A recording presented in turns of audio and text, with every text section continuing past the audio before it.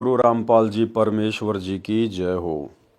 परम पिता परमात्मा सारी सृष्टि के रचनहार कुल मालिक असंख्य ब्रह्मांडों के स्वामी जगत गुरु तीनों लोकों में प्रवेश करके सबका भरण पोषण करने वाले राजाधिराज आत्माधार नाथों के नाथ देवों के देव महादेव सर्वेश्वर महेश्वर मृत्युंजय अजरो अमर आदि अनादि सनातनी प्रभु जगत पिता जगदीश्वर श्री श्री 1008 की उपाधि के वास्तविक अधिकारी अकाल मूरत शब्द स्वरूपी राम वासुदेव सर्वगतम ब्रह्म परम पूज्य प्रथम पूज्य परम संत परम पुरुष परम धनी परम दयालु सत्य कबीर हक्का कबीर अल्लाह अकबर बाखबर अल्लाह ताला जगत के तारणहार जगत के मुक्तिदाता जगत के जगन्नाथ हारे के सहारे हिंदुओं के राम मुसलमानों के अल्लाह सिखों के वाहिगुरु ईसाइयों के मसीह दया के सागर दया निधि करुणा के सागर करुणा निधि स्वयंभू परिभू संकट मोचन कष्ट हरण मंगल करण दुख भंजन अविगत कबीर निर्विकार निर्विषम परमात्मा अलय अलेख सतगुरु आदि अनादि सतगुरु असली मर्यादा पुरुषोत्तम असली राम असली कृष्ण असली घनश्याम असली मुरारी राजाओं के राजा महाराजाओं के महाराजा शहंशाहों के शहंशाह सम्राटों के सम्राट भगवानों के भगवान अल्लाहों के अल्लाह प्रभुओं के प्रभु मसीहाओं के मसीह सच्चे वाहिगुरु बाबाओं के बाबा पीरों के पीर सेठों के सेठ जगत सेठ सावड़सा सेठ सर्वगुण संपन्न अनंत कोटि कलाओं के स्वामी अनंत कोटि ब्रह्मांडों के नायक योगियों में महायोगी ध्यानियों में महाध्यानी सिद्धों में परम सिद्ध ज्ञानियों में तत्व ज्ञानी ब्रह्म ज्ञानी महाज्ञानी परम ज्ञानी सर्वश्रेष्ठ ज्ञानी विज्ञानी युवा कबीर समर्थ कबीर असमवात अमित ओजा सच्चे रहनुमा करीम अल्लाह सुभान अल्लाह दुनिया के अंतिम पैगंबर 8 सितंबर 1951 से गांव धनाना जिला सोनीपत हरियाणा भारतवर्ष की पावन भूमि पे पटकट रियल कल की भगवान श्री नारायण साकार हरि श्री बाबा साहिब शब्द स्वरूपी राम संत श्रोमणी सतगुरु रामपाल जी परमेश्वर जी के चरण कमल में साध संगति से जुड़े हुए हम सभी सत्सेवक भाई बहनों का अनंत कोटि दंडवत प्रणाम।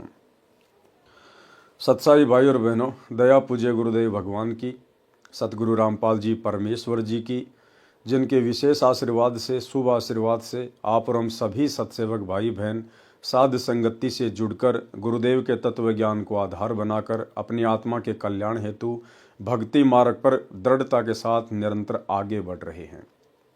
भाई और बहनों, पूज्य गुरुदेव जी के कर कमल से लिखित पवित्र पुस्तक कबीर सागर के सरलार्थ के ऊपर वीडियो बनाने की श्रृंखला जारी है। इस श्रृंखला में आज हमारा ये 51 नंबर का वीडियो है। प्रत्येक वीडियो में गुरुदेव के आशीर्वाद से हमें कुछ न कुछ सीखने को मिलता है। साथ ही गुरुदेव के कर कमल से लिखित होने के कारण यदि हम इस पवित्र पुस्तक को पढ़ते हैं या सुनते हैं, उससे भी हम ढेर सारे पुण्य के भागी बनते हैं। तो आज के वीडियो में गुरुदेव ने काफ़ी कुछ जगत वाले भाई बहनों के हिसाब से लिखा हुआ है।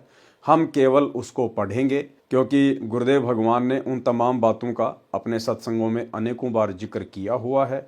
इसलिए आप और हम सभी जो उनके शिष्य हैं, उनके फॉलोवर हैं, वे सारी बातें आप और हमें भली भांति से पता हैं, हम उससे परिचित हैं। इसलिए जगत वाले भाई बहनों के लिए हम इन चीज़ों को पढ़ेंगे। तो चलिए आगे बढ़ते हैं। अध्याय कबीर चरित्र बोध का सारांश।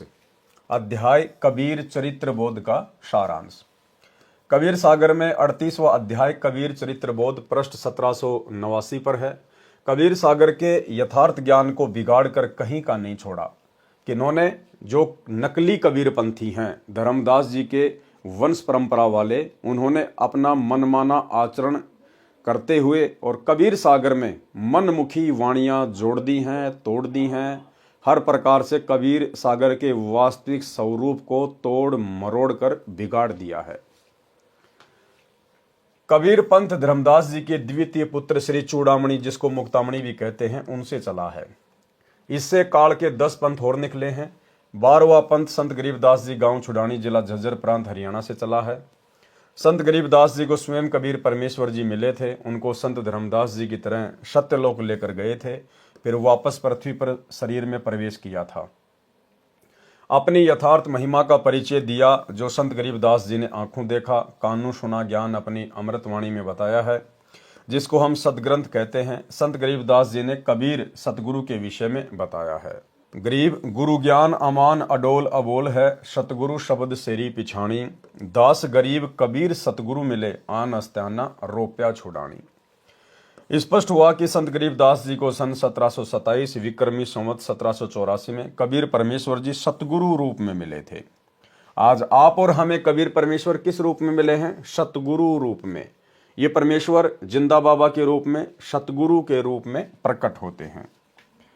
कौन से कबीर जी मिले थे? गरीब हम सुल्तानी नानक तारे, दादू को उपदेश दिया, जाति जुलाहा भेद न पाया, काशी माहे कबीर हुआ। स्पष्ट हुआ कि संत गरीबदास जी को काशी वाला जुलाहा कबीर सतगुरु मिले थे। वही कबीर जी श्री नानक देव जी सिख धर्म के प्रवर्तक को मिले थे।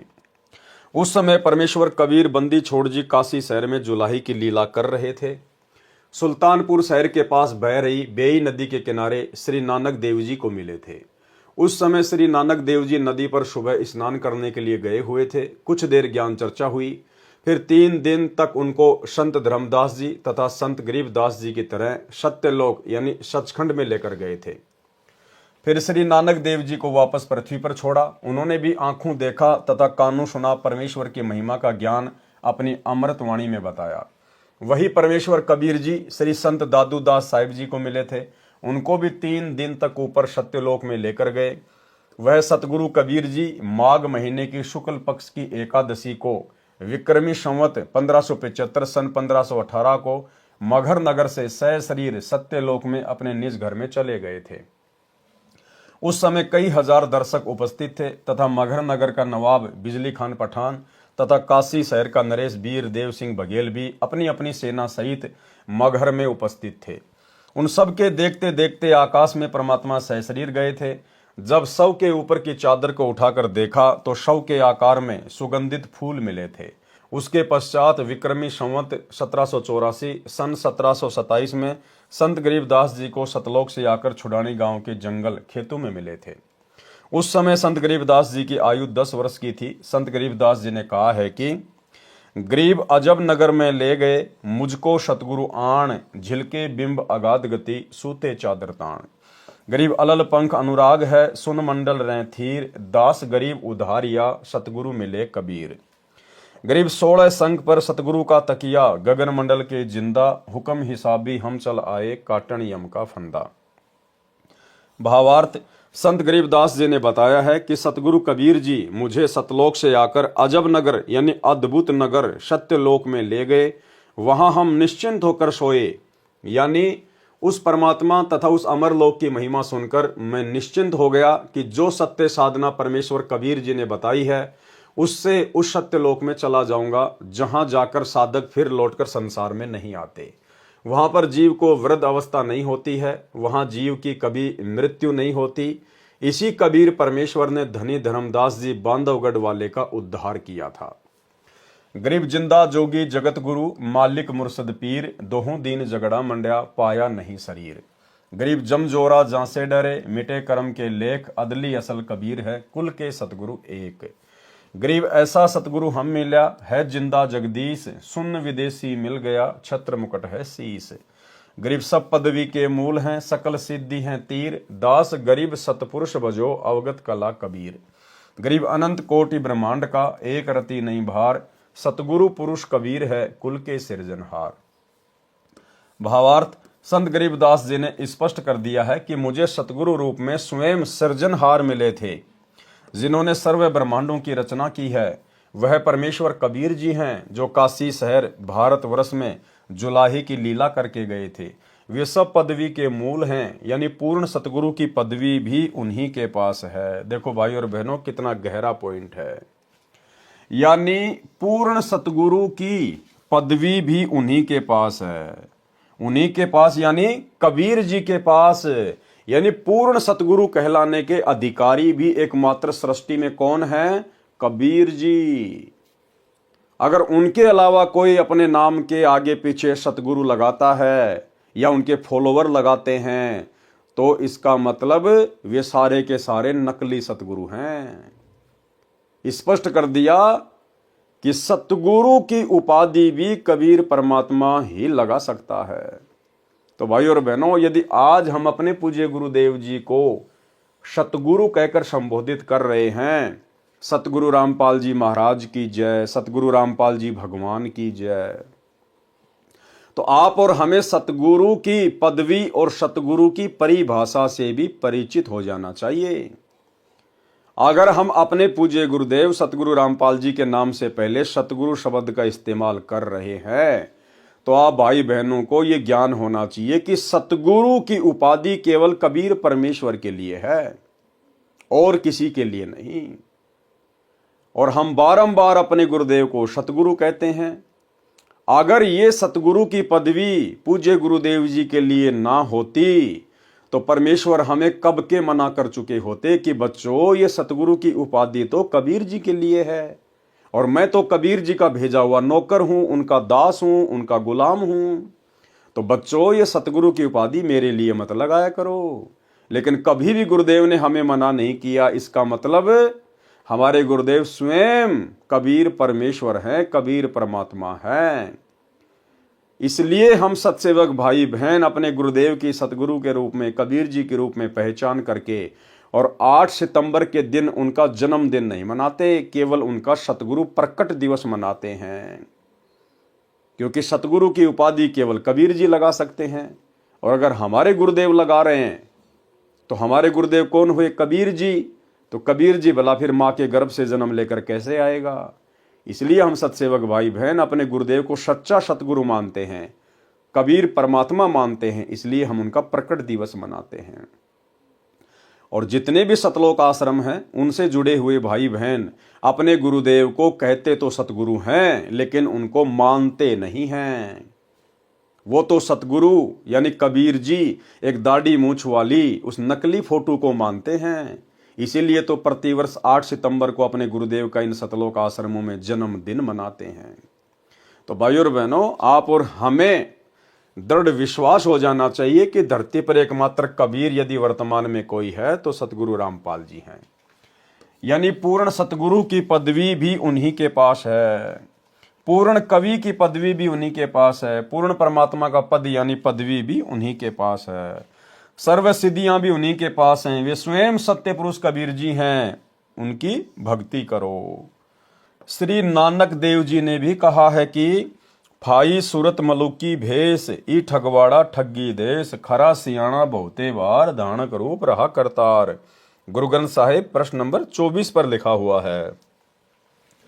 गुरु ग्रंथ साहिब पृष्ठ 721 पर कहा है कि एक अरज गुप्तम पेश तोदर कून करतार हक्का कबीर करीम तू बे ए परवरदिगार नानक बोगोयद जन तूरा तेरे चाकरा पखाक। गुरु ग्रंथ साहिब पृष्ठ 731 पर कहा है कि नीच जाति परदेसी मेरा खिन आवे तिल जावे जाकी संगत नानक रहंदा क्यों कर मोंडा पावे। भावार्थ श्री नानक देव जी ने स्पष्ट कर दिया है कि जो धानक यानी जुलाहा कबीर है वही करतार यानी सृष्टि का रचनहार परवरदिगार यानी पालन करता है। वह नीच जाति वाला कभी तो ऊपर शतलोक में चला जाता है, कभी यहाँ पृथ्वी पर विचर रहा होता है। वह बहुत बुद्धिमान है, उसका बहुत भार है यानी समर्थ है। इस कारण से सबसे गुरु भारी है। गुरु माने वजनी भारी भी होता है, गुरु माने बड़ा तथा मार्गदर्शक अर्थ भी होता है। श्री संत दादू दास जी को भी परमेश्वर कबीर जी मिले थे। उन्होंने भी कहा है कि जिसने मुझे निज नाम वास्तविक भक्ति मंत्र दिया है वह मेरा गुरु है, वही सृजनहार है, अन्य कोई नहीं है। जिन मोको निज नाम दिया सोई सतगुरु हमार, दादू दूसरा कोई नहीं कबीर सृजनहार। संत धर्मदास जी बांधवगढ़ वाले ने भी कहा है, ज्ञान प्रकाश बोध पृष्ठ 57 481 से 59 483 पर प्रमाण है। धर्मदास जी ने बहुत हट किया कि हे सतगुरु मुझे वह सतलोक दिखा दो जिसकी महिमा आपने बताई है, तथा मुझे उस सत्य पुरुष के दर्शन करा दो जिसने आपको नीचे भेजा है, जो सर्व की उत्पत्ति करता है। परमेश्वर कबीर जी ने धर्मदास जी को बहुत समझाया कि आप ये हट क्यों कर रहे हो, मैं जैसी साधना बताऊं वैसा करते रहो। जब शरीर त्याग कर जाओगे तो उस लोक तथा सत्य पुरुष को देख लेना। लेकिन धर्मदास जी ने बहुत अधिक विनय की कि हे प्रभु मैं आपके निहोरे निकालता हूं, यानी आपसे बार बार विनय कर रहा हूं, मुझे पुरुष के दर्शन कराओ। हो प्रभु चिंत्यागण करूं मोरा, पुरुष दर्श कराओ करूं निहोरा। परमेश्वर कबीर जी ने कहा है कि धर्मदास ये हट का करहूं, मानहूं शब्द शीस पर धरहूं। हमारा नाम गहे पुरुष पर जय है, बिना नाम वहां जान न पह है। परमेश्वर कबीर जी ने कहा कि हे धर्मदास, ये हट क्यों कर रहे हो? आप हमारे से दीक्षा लो, दीक्षा मंत्र लिए बिना वहां जाया नहीं जा सकता। धर्मदास जी ने कहा कि हे प्रभु, आपके ज्ञान के आप ही साक्षी हैं, किसी अन्य ने यह भेद बताया नहीं, इसलिए परमेश्वर का दर्शन करने से सब संशय समाप्त हो जाएंगे, अन्यथा दिल में रेख यानी शंका बनी रहेगी। धर्मदास चित बहुत सकाने, चरण टेकी बहुत बिनती ठाने। हो प्रभु सत्य कहो तोई पाई, तुम ते कछू दुचिताई नाही। हो प्रभु बरणयु जो लोक की शोभा, ताते आही मोर मन लोभा। तव लीला बहुते हम देखा, पुरुष दरस बिनु रहे ही रेखा। धर्मदास जी के बार बार विनय करने पर परमेश्वर कबीर जी ने धर्मदास जी को प्रथम मंत्र, जो 5 नाम का ब्रह्म गायत्री मंत्र है, उसकी दीक्षा दी। अब देखो भाई और बहनों, धर्मदास जी को परमात्मा ने केवल बीच बीच के 5 मंत्र ही दिए थे। जो प्रथम मंत्र 7 मंत्र का आज आप और हमें दिया जा रहा है, स्पष्ट लिख दिया गुरुदेव भगवान ने कि धर्मदास जी को केवल बीच बीच के 5 मंत्र ही दिए थे। तो बोला धर्मदास जी का मोक्ष कैसे हो जाएगा? मोक्ष का प्राइम टाइम तो आज है, वर्तमान का समय। इस समय उन सभी आत्माओं को परमेश्वर दोबारा से जन्म देंगे। कबीर जी ने धर्मदास जी को प्रथम मंत्र, जो 5 नाम का ब्रह्म गायत्री मंत्र है, उसकी दीक्षा दी। ये भूर्भुव स्व वाला नहीं, अन्य मंत्र हैं। फिर धर्मदास का शरीर पृथ्वी पर छोड़कर आत्मा को ऊपर सत्यलोक में लेकर गए। 3 दिन रात ऊपर रखे। वहां कबीर जी ही परमेश्वर के सिंहासन पर विराजमान थे। उनके शरीर के बाल यानी रोम का प्रकाश करोड़ सूर्यों तथा करोड़ चंद्रमाओं के मिले जुले प्रकाश से भी अधिक था।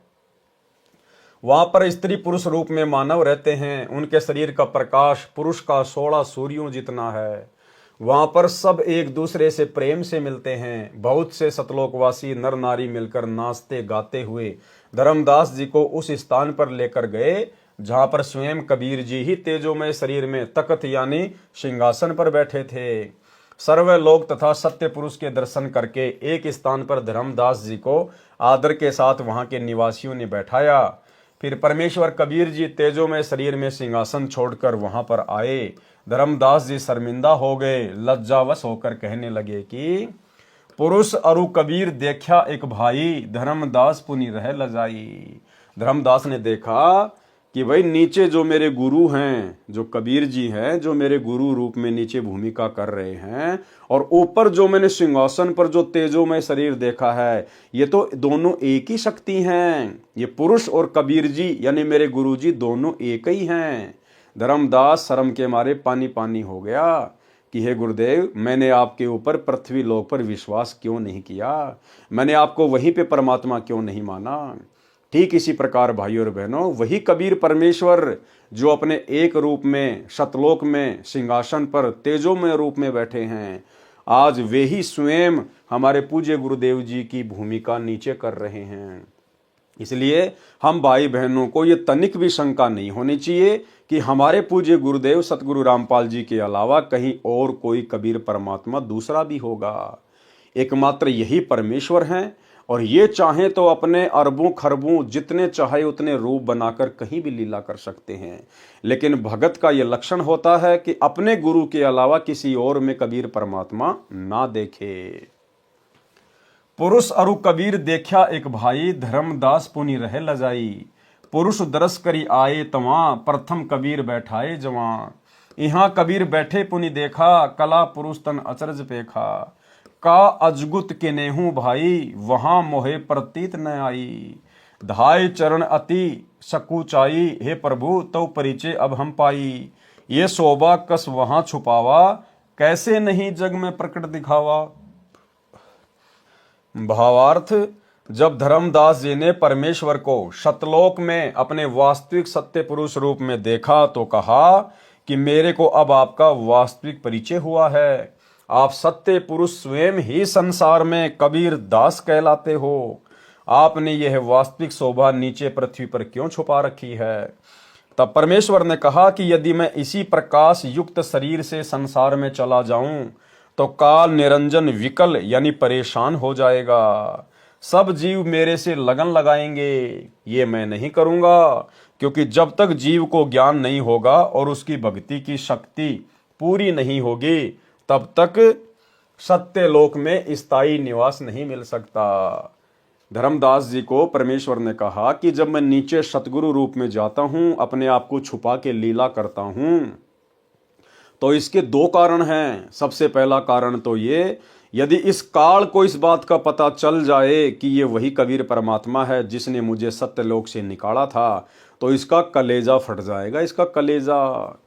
और दूसरा, यदि मैं वहां अपने वास्तविक रूप में चला जाऊं तो सारे जीव मेरे पीछे पड़ जाएंगे, मेरे ज्ञान को कोई सुनेगा ही नहीं, कोई मानेगा ही नहीं।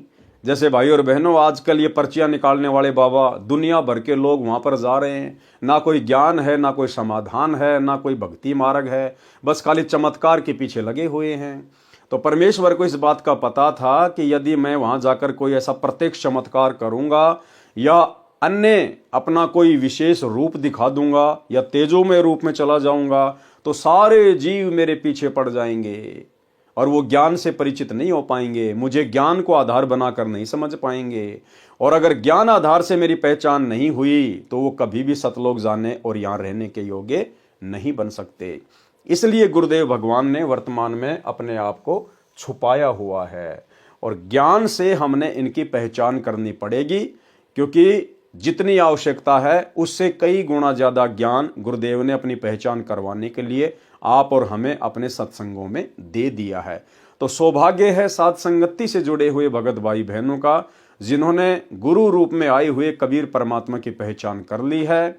और उसके बाद जो नकली कबीर संसार में प्रचलित है, एक दाढ़ी मूंछ वाली फोटो, मुर्दा फोटो जिसको कबीर दास कहते हैं, उस फोटो को हम सभी सत्सेवक भाई बहनों ने अपने अपने घर से, दरबार से, लोकेट से हमने बिल्कुल बाहर निकाल फेंका है, क्योंकि हमने अपने गुरु को ही कबीर भगवान मान लिया है। इसलिए मैं वास्तविक यानी तत्व ज्ञान तथा सत्य भक्ति मंत्र बताने संसार में जाता हूं। जो मुझ पर विश्वास करके मंत्र जाप करेगा तो वह निश्चय मुक्ति प्राप्त करके इस लोक में आएगा। जो मुझ पर विश्वास करके, गुरुदेव कह रहे हैं कि जो मुझ पर विश्वास करेगा और मुझे कबीर मानकर यानी अपने गुरु को ही कबीर परमात्मा मान के जो भक्ति करेगा वही मोक्ष का अधिकारी होगा। तो ये मोक्ष के अधिकारी तो वर्तमान में केवल सत्सेवक भाई बहन हैं। बाकी सतलोक आश्रमों में तो ना जाने कितने परमात्मा हैं। जब जून का महीना आता है तो दाढ़ी मूंछ वाले कबीर जी को परमात्मा मान के, कबीर जी मान के उनका कबीर प्रकट दिवस मना लिया जाता है। जब गरीबदास जी का बोध दिवस आता है तो उनको भगवान मान लिया जाता है। जब संत रामपाल जी का अवतरण दिवस आता है तो उनको भगवान मान लिया जाता है। तो भाई और बहनों, आश्रमों से जुड़े हुए भाई बहनों का तो कोई स्टैंड ही नहीं है। उनके तो 5-5 पति हैं, 5-5 पति द्रौपदी वाली भक्ति कर रहे हैं, 12वें पंथ की भक्ति। धर्मदास जी ने यह भी प्रार्थना की कि मुझको यहीं रख लो, उस काल के लोक में ना भेजो भगवान। हे साहिब अब वहां न जाही, ये सुख तज कहाँ जुराही। वह तो यमदेश अपर बल काला, नहीं जानो वहां होत बेहाला। परमेश्वर कबीर जी ने धर्मदास जी को समझाया कि आप पृथ्वी पर जाओ, मैं सदा तुम्हारे साथ रहूंगा। आपने जो आंखों सतलोक की शोभा, सुख तथा परमेश्वर देखा है, ये संसार के जीवों को बताओ, अपना साक्ष्य देकर उनको विश्वास दिलाओ। सत्य भक्ति करके भक्ति धन संचित करके यहाँ आओ। धर्मदास तो है चिंता नाही, तुमरे संग हम सदा रहाई। तुम देख सत्य लोक प्रभाओ, हंसन सत्य पुरुष संदेश सुनाओ। धर्मदास जी ने परमेश्वर कबीर जी के आदेश का पालन करके पृथ्वी पर शरीर में प्रवेश किया तथा परिजन मृत जानकर रो रहे थे, उनको शांति हुई। धर्मदास जी को विश्वास हुआ कि मैंने कोई स्वप्न नहीं देखा है, वास्तव में शरीर त्याग कर सूक्ष्म शरीर से परमेश्वर तथा सत्यलोक के दर्शन करके लौटा हूं। छिन एक में जग में चली आए, पैठी दे में धर्मनी अकुलाए। कई दिवस यहाँ मन नहीं लाग्या, जैसे गहरी नींद जन जागा। धर्मदास गए सतगुरु शरणा, बैठे काशी तारन तरना। परयूं चरण गही साहब केरा, करी बिनती सुख गनेरा। धन्य साहिब तुम सतपुरुष अरु सत्य पुरुष आप हो, तब लीला को लखे तुमरो अनंत प्रताप हो। त्रिदेव मुनि नारद कोई न पार तुम्हारा पाए हो, ता हंस के भाग सराइये जो शरण तुम्हारी आए हो। निर्गुण सरगुण अनादि तुम हो, अविगत अगम अथा, गुप्त भये जग में फिरो, को पावे तुमरो था। इस प्रकार उपरोक्त सर्व प्रत्यक्ष दृष्टा महापुरुषों ने स्पष्ट किया कि जो काशी में धानक यानी जुलाहे की भूमिका भी किया करता था वह स्वयं सत्य पुरुष है। परमेश्वर कबीर जी ने भी स्वामी रामानंद जी आचार्य को अपना परिचय दिया था। कहा था कि हम ही अलख अल्लाह हैं, कुतुब गोश अरुपीर, गरीबदास खालिक धनी, हमरा नाम कबीर। ए स्वामी सृष्टा में सृष्टि हमारे तीर, दास गरीब अदर बसूं, अविगत सत्य कबीर। स्वामी रामानंद काशी वाले आचार्य को भी परमेश्वर कबीर जी, संत धर्मदास जी, संत गरीबदास जी, संत दादू जी तथा संत नानक देव जी की तरह सत्यलोक में ले जाकर अपना परिचय करवाकर पृथ्वी पर शरीर में छोड़ा था। स्वामी रामानंद जी ने भी कहा था कि तहां वहां चित चक्रित भया, देख फजल दरबार, दास गरीब सिजदा किया, हम पाए दीदार। बोलत रामानंद जी सुनो कबीर करतार, गरीब दास सब रूप में तुम ही बोलनहार।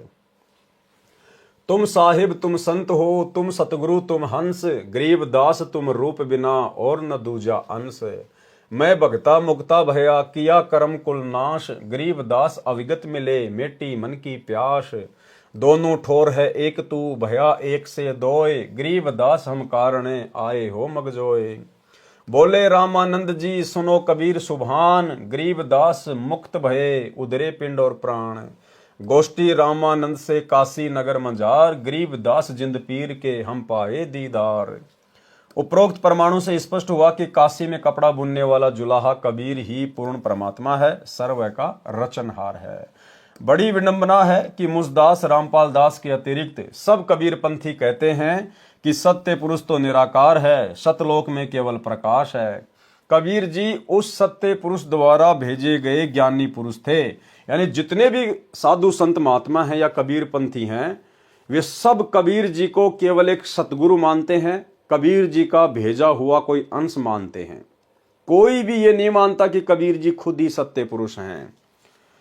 कबीर जी उस सत्य पुरुष द्वारा भेजे गए ज्ञानी पुरुष थे, यानी सतगुरु थे, वे सत्य पुरुष नहीं थे। ठीक इसी प्रकार भाइयों और बहनों, वर्तमान में साध संगति से जुड़े हुए सत्सेवक भाई बहनों के अलावा ना ही तो हमारे खुद के सतलोक आश्रमों से जुड़े हुए भाई बहन मानते हैं और ना ही दुनिया वाले मानते हैं। दुनिया वाले तो भला मानेंगे कैसे उनके शरण में आए बिना। फिलहाल हमारे खुद के गुरु भाई बहन जो सतलोक आश्रमों से जुड़े हुए हैं, वो भी नहीं मानते कि सतगुरु रामपाल जी खुद ही सत्य पुरुष हैं। वे सतगुरु रामपाल जी को कबीर जी का अवतार मानते हैं, उनके द्वारा भेजा गया कोई हंस मानते हैं। तो ठीक वही स्थिति जगत में जो नकली कबीर पंथियों की है, जो कबीर जी को परमात्मा ना मान के कबीर जी का भेजा हुआ दास मानते हैं, ठीक इसी प्रकार वही स्थिति सतगुरु रामपाल जी के पंथ में सतलोक आश्रमों से जुड़े हुए 90% भगत भाई बहनों की है। वे अपने गुरु को कबीर जी नहीं मानते, वे अपने गुरु को कबीर जी का भेजा हुआ दास मानते हैं। तो जिस प्रकार वो विशेष दया परमेश्वर अपने आप को छुपाते हुए कह रहे हैं गुरुदेव भगवान कि केवल मेरे ऊपर दया हुई है, जो कबीर जी को परमात्मा मानता है बाकी कोई नहीं मानता। ठीक इसी प्रकार भाइयों और बहनों, हम साध संगति से जुड़े हुए सत्सेवक भाई बहनों के ऊपर ही सतगुरु रूप में आए हुए कबीर जी को पहचानने की दया हुई है। कबीर जी उस सत्य पुरुष द्वारा भेजे गए ज्ञानी पुरुष थे, यानी सतगुरु थे, वे सत्य पुरुष नहीं थे। इससे स्पष्ट हो जाता है कि जो कबीर पंथ चला रहे हैं वे वास्तविकता से परिचित नहीं है, केवल उआबाई का ज्ञान बताते हैं। ठीक इसी प्रकार जितने भी लोग ये सतलोक आश्रम चला रहे हैं ये वास्तविक ज्ञान से परिचित नहीं है, केवल उआबाई का ज्ञान बक रहे हैं। उआबाई का ज्ञान, अपने गुरु को अभी तक नहीं पहचान पा रहे। कबीर सागर में पृष्ठ पर कबीर चरित्र बोध में गलत लिखा है कि सत्य पुरुष की आज्ञा। सत्य पुरुष ने ज्ञानी जी से कहा कि हे ज्ञानी जी, काल पुरुष ने समस्त जीवों को फंसाकर मार लिया है, जीव मेरे लोक में नहीं आता। मैंने सुकृत जी धर्मदास को सत्य पंथ के प्रचार के लिए पृथ्वी पर भेजा था, उसको काल पुरुष ने धोखा देकर लोकवेद में फंसा लिया है। आप पृथ्वी पर जाओ और सुकृत जी को चेताकर मुक्ति पंथ प्रकट करो। तब ज्ञानी जी कबीर जी सत्य पुरुष की आज्ञा सिरोधार्य कर दंडवत प्रणाम करके सत्यलोक से विदा हुए। कबीर साहिब का काशी में प्रकट होना भी गलत लिखा है। इसमें लिखा है कि विक्रमी संवत 1455 ज्येष्ठ पूर्णिमा को सोमवार के दिन सत्य पुरुष का तेज काशी में लहर तारा तालाब में उतरा। उस समय पृथ्वी और आकाश प्रकाशित हो गए। उस समय अष्टानंद वैष्णव तालाब पर बैठे थे। वर्षा हो रही थी, बिजली चमक रही थी। उपरोक्त विवरण से स्पष्ट है कि लेखक महोदय की बुद्धि कितना कार्य कर रही है। कहा है कि वर्षा हो रही थी और वैष्णव अष्टानंद जी तालाब पर बैठे थे। विचार करें, वर्षा में ऋषि अष्टानंद तालाब पर बैठकर क्या कर रहे थे। वर्षा में मूर्ख भी नहीं बैठे, वह भी इधर उधर कोई मकान या झोपड़ी खोजता है। वास्तविकता यह है कि अष्टानंद साधक थे, प्रतिदिन स्नान करने जाते थे, सरोवर के पास बैठकर साधना किया करते थे।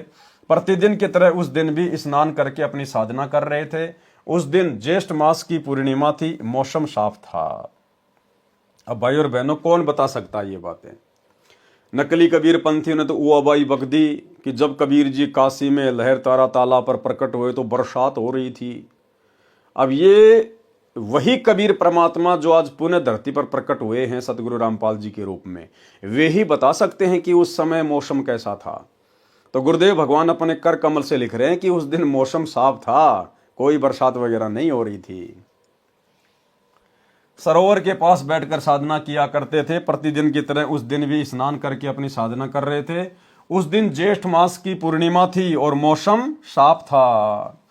फिर लिखा है कि नीरू अपनी पत्नी को ससुराल से प्रथम बार लिए चला आ रहा था। नीमा को प्यास लगी, वह पानी पीने तालाब पर गई, वहां से बालक उठा लाई।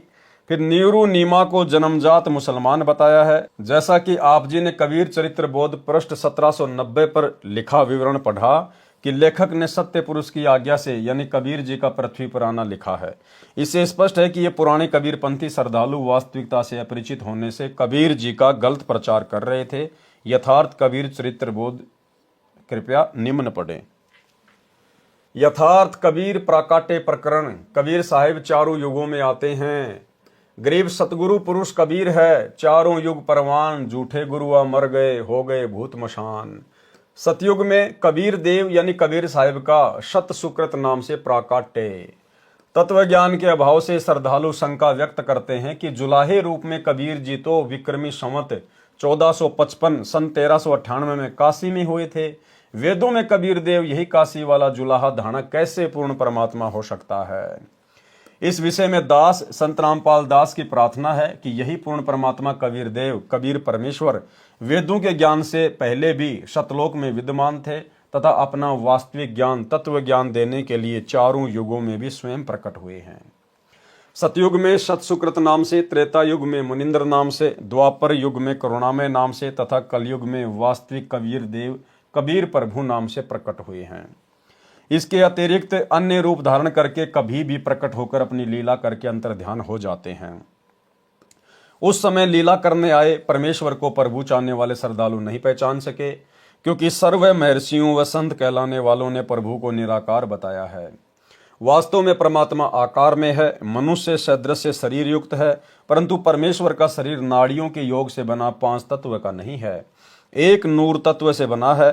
पूर्ण परमात्मा जब चाहे यहाँ प्रकट हो जाते हैं। वे कभी माँ से जन्म नहीं लेते, क्योंकि वे सर्व के उत्पत्ति करता हैं। धर्मदास जी के इस प्रश्न का उत्तर देते हुए कबीर परमेश्वर जी ने बताया कि हे धर्मदास, मैं चारों युगों में आता हूँ, जब चाहूँ उसी क्षण सतलोक से आ सकता हूँ, अन्य रूप में वहां भी रहता हूँ। जब मैं ब्रह्मा से मिला, उसको तत्व ज्ञान में सृष्टि रचना का ज्ञान करवाया तो वह प्रभावित हुआ तथा कहा कि आपका ज्ञान अद्वितीय है। प्रथम मंत्र प्राप्त किया, ब्रह्मा तथा सावित्री को मैंने ओम मंत्र दिया, ये देखने के लिए कि ये कितना विश्वास करता है। इसके पश्चात मैं श्री विष्णु के पास विष्णु लोक में गया, उससे भी ज्ञान चर्चा की तथा विष्णु भी मेरा शिष्य हुआ। उसको तथा लक्ष्मी को हरियम मंत्र प्रथम मंत्र रूप में दिया गया, ये देखने के लिए कि ये काल ब्रह्म के द्वारा डगमग तो नहीं हो जाएगा। इसके पश्चात शिव शंकर के पास शंकर लोक में गया, उसको तथा पार्वती को सोहम नाम दिया, यह देखने के लिए कहीं ये भी काल ब्रह्म द्वारा फिर तो भ्रमित नहीं कर दिए जाएंगे। उसके पश्चात अन्य ऋषियों मनु आदि से ज्ञान चर्चा की, परंतु मनु आदि ऋषियों ने काल प्रभाव के कारण मेरे ज्ञान पर विश्वास नहीं किया। मेरे को उल्टा ज्ञान देने वाला वामदेव उर्फ नाम से पुकारने लगे, जबकि पृथ्वी पर मेरा नाम सतयुग में सत सुकृत था। कुछ दिनों पश्चात मैं फिर से ब्रह्मा के पास गया। ब्रह्मा से ज्ञान चर्चा करनी चाहिए तो ब्रह्मा जी ने अरुचि दिखाई, क्योंकि जब काल ब्रह्म ने देखा कि मेरे ज्येष्ठ पुत्र ब्रह्मा को तत्व ज्ञान से परिचित किया जा रहा है, उसने सोचा यदि मेरा पुत्र तत्व ज्ञान से परिचित हो गया तो मेरे से घृणा करेगा तथा जीव उत्पत्ति नहीं हो पाएगी। मेरा उदर कैसे भरेगा, क्योंकि काल ब्रह्म को 1,00,000 मानव शरीरधारी जीवों को प्रतिदिन खाने का श्राप लगा है। इसलिए काल ब्रह्म ने अपने ज्येष्ठ पुत्र ब्रह्मा की बुद्धि को परिवर्तित कर दिया। ब्रह्मा के मन में विचार भर दिए कि काल ब्रह्म ज्योति निरंजन ही पूज्य है, वह निराकार है, इससे भिन्न कोई अन्य परमात्मा नहीं है। जो तुझे ज्ञान दिया जा रहा है वह मिथ्या है। अब भाई और बहनों, तत्व ज्ञान क्या कहता है? क्योंकि गुरुदेव भगवान हमें कहते हैं कि तत्व भेद इक न्यारा रे साधु भाई, तत्व भेद इक न्यारा। एक होता है तत्व ज्ञान और एक होता है तत्व भेद। अब परमेश्वर यहां पर ऐसा क्यों लिख रहे हैं कि जब मैं दोबारा ब्रह्मा जी के पास गया तो काल ने उसकी बुद्धि में आकर उसको भ्रमित कर दिया और सतनाम नहीं लेने दिया। उसने मेरी बातों के ऊपर विश्वास नहीं किया। भाई और बहनों, असल में जिस समय कबीर परमात्मा दोबारा सतनाम देने के लिए ब्रह्मा जी के पास गए थे या विष्णु के पास या शंकर के पास, और उन्होंने जो अरुचि दिखाई थी वो अरुचि कबीर परमेश्वर की प्रेरणा थी। कबीर भगवान की प्रेरणा से उन्होंने सतनाम लेने में रुचि नहीं दिखाई, क्योंकि परमात्मा ने ब्रह्मा विष्णु महेश के माध्यम से इस काल के डमडमे को भी चलाना है। अन्यथा भगवान किसी को ज्ञान समझाए और भगवान यदि चाहे कि मैं इस आत्मा को मेरा ज्ञान समझा के सतलोक लेके जाना चाहता हूं, भला फिर काल की क्या औकात है जो उस आत्मा को डगमग कर दे? अरे काल ने ब्रह्मा विष्णु महेश को तो सतनाम नहीं लेने दिया, उनको डगमग कर दिया। और आप और हमें काल डगमग नहीं कर पा रहा। आप और हमें सतनाम भी मिल गया, सार नाम भी ले रहे हैं, सार शब्द भी ले रहे हैं। तो विचार करो, यदि काल ब्रह्मा विष्णु महेश जैसी पावर को डगमग कर सकता है तो आप और हम इस पृथ्वी लोक के 2 कोटि के जीवों की क्या औकात है जो हम गुरुदेव के ज्ञान को स्वीकार कर लें, जो हम गुरुदेव से सतनाम ले लें, गुरुदेव से सार नाम ले लें। तो ये कबीर परमात्मा सतगुरु रामपाल जी खुद नहीं चाहते थे कि ब्रह्मा विष्णु महेश सतनाम लें। अन्यथा परमात्मा चाहे और जीव ना ले, काल की इतनी औकात है जो भ्रमित कर देगा परमात्मा के अंश को। लेकिन ये 21 ब्रह्मांड की सृष्टि भी यही कबीर परमात्मा सतगुरु रामपाल जी ही एक मैनेजमेंट के माध्यम से, एक सिस्टम के माध्यम से चला रहे हैं। और ये 21 ब्रह्मांड का राज्य कबीर परमात्मा ने ही काल को दिया है और कबीर परमात्मा ही इस 21 ब्रह्मांड के सिस्टम को चला रहे हैं।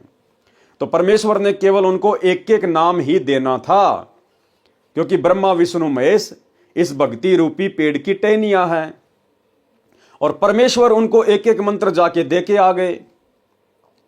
और नीचे आकर परमात्मा ने फिर प्रथम मंत्र के माध्यम से वही मंत्र हमारे को दे दिए। तो जैसे ही हम उन मंत्रों का मर्यादा में रह के जाप करेंगे तो हमारा तो ब्लूटूथ परमात्मा ने ऑन कर दिया और हमारे से पहले परमात्मा ने उनका ब्लूटूथ ऑन कर दिया। जब हम उसी मंत्र का जाप करेंगे तो वो तुरंत प्रभावित होंगे तो टहनियों से तो फिर फल लगते हैं। ब्रह्मा विष्णु में इसके माध्यम से तो गुरुदेव हमें यहाँ की सांसारिक सुविधा उपलब्ध करवाएंगे। इसलिए परमात्मा ने केवल उनको एक एक मंत्र तक ही सीमित रखना था। अन्यथा सारी सृष्टि का मालिक कबीर भगवान सतगुरु रामपाल जी चाहे और काल बीच में रोड़ा अटका दे, कभी नहीं अटका सकता।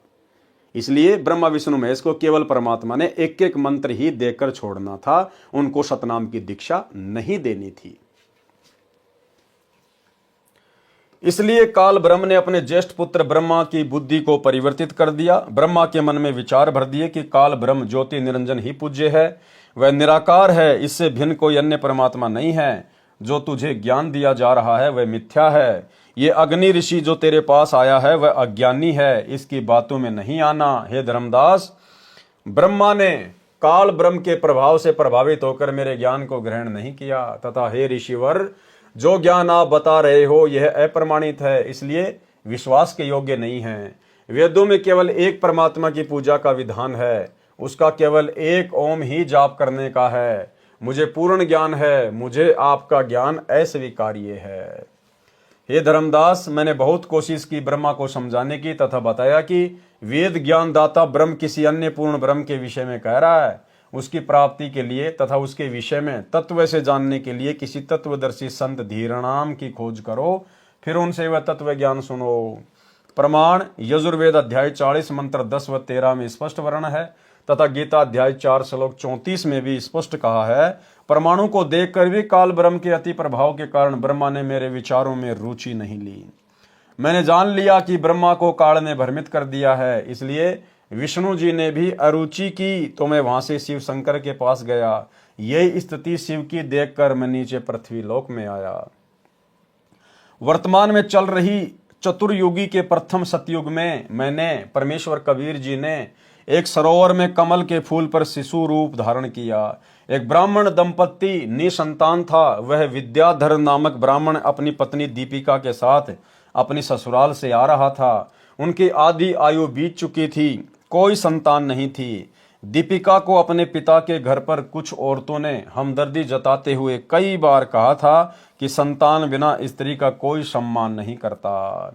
अब ये विद्याधर नाम का ब्राह्मण सतयुग में कौन था भाई और बहनों? जो ब्राह्मण कुल में था और जिसने कबीर परमात्मा का सतसुकृत नाम रखा था और अपने पुत्र की तरह पालन पोषण किया था। 650 साल पहले जो पंडित रामानंद जी थे वही सतयुग में विद्याधर नाम के ब्राह्मण थे। आगे गुरुदेव बता रहे हैं, एक संतान तो होनी चाहिए। इन बातों को याद करके दीपिका रो रही थी। और ये दीपिका कौन थी भाई और बहनों? सतयुग में जिसने कबीर परमात्मा का पालन पोषण किया था 650 साल पहले कमाली, ये जो कमाली की जो आत्मा थी वो सतयुग में दीपिका नाम की ब्राह्मणी थी तथा शुभ की लेकर अपने इष्ट शिव जी से संतान की प्रार्थना कर रही थी। विचार कर रही थी कि वह वृद्ध अवस्था में हमारी उंगली पकड़ने वाला भी नहीं है, वह समय कैसे बीतेगा। इतने में एक सरोवर दिखाई दिया, प्यास लगी थी। वे सरोवर पर विश्राम हेतु रुके। वहां एक नवजात शिशु को कमल के फूल पर प्राप्त करके अति प्रसन्न हुए। उसे परमेश्वर शिव की कृपा से प्राप्त जानकर घर ले आए। एक अन्य ब्राह्मण से नाम रखवाया, उसने मेरा नाम सतसुकृत रखा। मेरी प्रेरणा से कंवारी गायों ने दूध देना प्रारंभ किया। उनके दूध से मेरी परवरिश की लीला हुई। गुरुकुल में शिक्षा की लीला की। ऋषि जी जो वेद मंत्र भूल जाते थे तो मैं खड़ा होकर पूरा करता था। ऋषि जी वेद मंत्रों का गलत अर्थ करते, मैं विरोध करता। इस कारण से मुझे गुरुकुल से निकाल दिया। सतयुग में परमात्मा ने एक ब्राह्मण दंपत्ति के माध्यम से अपनी परिवरिश की लीला पूरी करवाई। उस ब्राह्मण दंपत्ति ने परमेश्वर को पढ़ाई के लिए गुरुकुल में भेज दिया, क्योंकि ब्राह्मणों के बच्चों को गुरुकुल में एडमिशन दिया जाता था। अब वहां पर जो ब्राह्मण जो गुरु थे वो जो वेदों का गलत अर्थ करके बताया करते, तो कबीर परमात्मा बाल रूप में तुरंत खड़े होके पंडितों को बताया करते कि पंडित जी इसका अर्थ ऐसा नहीं है। या अन्य जो साथी लोग थे जो वेद मंत्रों का गलत अर्थ करते तो वे उनको भी समझाया करते थे। इस कारण से वो सारे के सारे गुरुकुल वाले परमेश्वर से दुखी होकर उनको गुरुकुल से बाहर निकाल दिए। भाई और बहनों, बहुत सारे भाई बहन दास के पास में शंका जाहिर करते हैं कि हमारे बच्चे स्कूल में जाते हैं और हमारे बच्चों को गायत्री मंत्र बुलवाया जाता है, ओम भूर्भुवस्सुवः तत्सवितुर्वरेण्यं भर्गो देवस्य धीमहि धियो यो न प्रचोदयात्। तो हमारे बच्चे वो गायत्री मंत्र बोलें या ना बोलें, तो शंका का समाधान गुरुदेव के कर कमल से। भाई और बहनों, जो भूमिका गुरुदेव भगवान ने निभाई गलत है तो गलत का समर्थन हम नहीं कर सकते। आपके बच्चों को चाहिए कि स्कूल में गायत्री मंत्र से पहले ओम शब्द का उच्चारण ना करें और अन्य लोगों को भी समझाने का प्रयास करें कि जो गायत्री मंत्र स्कूल में बोला जा रहा है ये वेद विरुद्ध है, ये गलत है।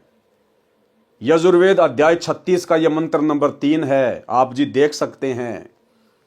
और यदि कोई नहीं मानता है तो वो तो उसके ऊपर निर्भर करता है। लेकिन भगत के बच्चों ने ना ही तो वेद मंत्र को ओम शब्द लगाकर बोलना है और ना ही किसी भी प्रकार से कोई सहयोग करना है। और यदि बच्चा नहीं बोलता है, टीचर यदि उसको डांटते हैं, धमकाते हैं या स्कूल से बाहर निकालते हैं, तो भाई और बहनों आप जी उसकी कंप्लेंट कर सकते हो। आप इस विषय को एक मुद्दा बना सकते हो मीडिया वालों के सामने कि हमारे बच्चे को स्कूल से क्यों निकाला गया। हमारा बच्चा वेद मंत्र को गलत तरीके से नहीं बोलेगा, क्योंकि ये जो मंत्र है यजुर्वेद अध्याय 36 का मंत्र 3 है। आप जी वेद मंगाकर देख लीजिए, किसी भी वेद को कौन से वेद में लिखा हुआ है, तो आप इसको एक मुद्दा बना सकते हो अगर चाहो तो, यदि आप सक्षम हैं तो। और बच्चे को तो बिल्कुल भी ओम के साथ में वो मंत्र नहीं बोलना है, बिल्कुल नहीं बोलना है। ओम के अलावा वो मंत्र बोल सकता है। तो ये आप लोगों की शंका का समाधान है। पृथ्वी पर घूमकर मैंने बहुत से ऋषियों से ज्ञान चर्चा की, परंतु शास्त्र विरुद्ध ज्ञान पर आधारित होने के कारण किसी भी ऋषि महर्षि ने ज्ञान सुनने की चेष्टा ही नहीं की। महर्षि मनु से भी मेरी वेद ज्ञान पर चर्चा हुई। महर्षि मनु ने ब्रह्मा जी से ही ज्ञान ग्रहण किया था। महर्षि मनु जी ने मुझे उल्टा ज्ञान देने वाला बताया तथा मेरा उपनाम वामदेव रख दिया। मैंने महर्षि मनु व अन्य ऋषियों से यहाँ तक कहा कि वह पूर्ण परमात्मा मैं ही हूँ।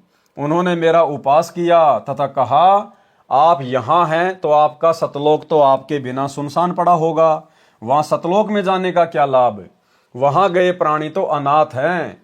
मैंने कहा मैं ऊपर भी विराजमान हूं। तब मनु जी सहित सर्व ऋषियों ने ठाका लगाकर कहा कि फिर तो आपका नाम वामदेव उचित है। वामदेव का अर्थ है कि 2 स्थानों पर निवास करने वाला भी है। वाम अक्सर 2 का बोधक है। इस प्रकार उन ज्ञानहीन व्यक्तियों ने मेरे तत्व ज्ञान को ग्रहण नहीं किया। वामदेव का प्रमाण शिव पुराण पृष्ठ 606, 607 कैलाश संहिता प्रथम अध्याय में है। बहुत से प्रयत्न करने पर कुछ पुण्यात्माओं ने मेरा उपदेश ग्रहण किया। मैंने सौसों वेद कबीर वाणी की रचना की, जिसकी काल द्वारा प्रेरित ज्ञानहीन ऋषियों ने बहुत निंदा की तथा जनता से इसे न पढ़ने का आग्रह किया। सतयुग के प्राणी मुझे केवल एक अच्छा कवि ही मानते थे। इस कारण से सतयुग में बहुत ही कम जीवों ने मेरी शरण ग्रहण की। सतयुग में मानव की आयु 1,00,000 वर्ष से प्रारंभ होती है तथा सतयुग के अंत में 10,000 वर्ष रह जाती है। सतयुग में बहुत ही पुण्यकर्मी प्राणी जन्म लेते हैं। सतयुग में स्त्री विधवा नहीं होती, पिता से पहले पुत्र की मृत्यु नहीं होती, आपसी भाईचारा बहुत अच्छा होता है, चोरी जारी अन्य बुराइयां नाम मात्र में ही होती हैं तथा शराब मांस तंबाकू आदि का सेवन सतयुग के आदि में प्राणी नहीं करते। ब्राह्मण विद्याधर वाली आत्मा त्रेता युग में वेद विज्ञ ऋषि हुए तथा कलयुग में ऋषि रामानंद हुए तथा दीपिका वाली आत्मा त्रेता युग में सूर्या हुई तथा कलयुग में कमाली हुई तथा सतयुग में बहुत ही कम प्राणियों ने मेरी शरण ग्रहण की। पूर्ण प्रभु कबीर जी कबीर देव सतयुग में सत सुकृत नाम से स्वयं प्रकट हुए थे। उस समय गरुड़ जी, श्री ब्रह्मा जी, श्री विष्णु जी तथा श्री शिव जी आदि को सतज्ञान समझाया था। आदि अंत हमरे नाही मध्य मिलावा मूला, ब्रह्मा को ज्ञान सुनाया घर घर पिंडा स्थूला। श्वेत भूमि को हम गए जहां विशंबर नाथ, हरियम हीरा नाम दे अष्ट कमल दल स्वाति। हम बैरागी ब्रह्म पद सन्यासी महादेव, सो हम नाम दिया शंकर को करे हमारी सेव। इस प्रकार सतयुग में परमेश्वर कबीर देव जी जो सतसुकृत नाम से आए थे, उस समय के ऋषियों व साधकों को वास्तविक ज्ञान समझाया करते थे, परंतु ऋषियों ने स्वीकार नहीं किया। सतसुकृत जी के स्थान पर परमेश्वर को वामदेव कहने लगे। इसलिए यजुर्वेद अध्याय 12 मंत्र 4 में विवरण है कि यजुर्वेद के वास्तविक ज्ञान को वामदेव ऋषि ने सही जाना तथा अन्य को समझाया। ये है वो मंत्र। ये मंत्र लिखा है गुरुदेव भगवान ने।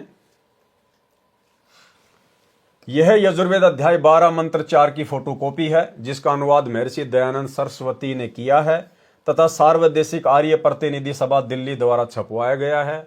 इसमें स्पष्ट है कि वेदों के ज्ञान को वामदेव ऋषि ने ठीक से समझा तथा अन्य को समझाया।